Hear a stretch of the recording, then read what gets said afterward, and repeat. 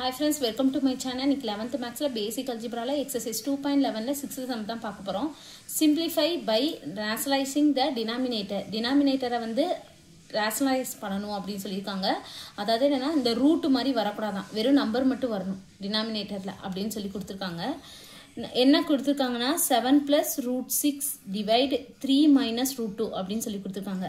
இப்போ இத நம்ம என்ன பண்ண போறோம்னா இங்க வந்து மைனஸ் இருக்கா 3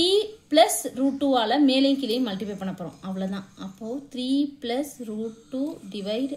3 plus root 2 கீழ வந்து a plus b a minus b ஃபார்முலால இருக்கு a plus b into a minus b அப்படினா a squared minus b squared அந்த ஃபார்முலால தான் கீழ வந்து இருக்கு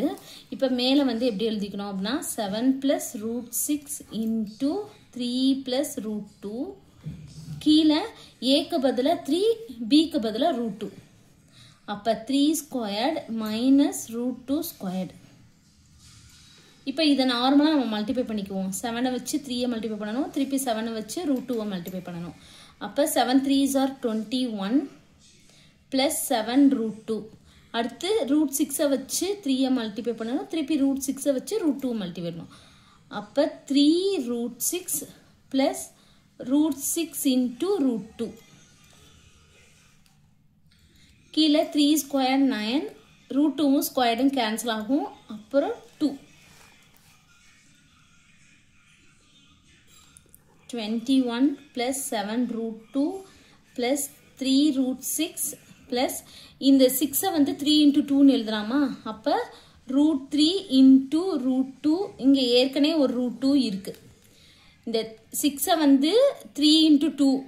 3 2s are 6 தானே இது root 6 இருக்கறனால இதுக்கு ரூட் இதுக்கு ரூட் அவ்வளவுதான் அதான் root 3 root 2 நம்ம பிரிச்சிருப்போம் 6 கீழ வந்து 9 minus 2 7 root 2 into root 2 நமக்கே தெரியும் 2 root 2 into root 2 னா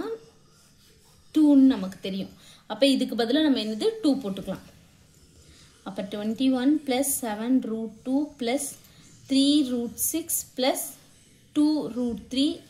divide 7 நமக்கு வந்துருச்சு கீழ டினாமினேட்டர்ல ரேஷனல் நம்பர் மட்டும் தான் இருக்கு அவ்வளவுதான் இந்த சம் thank you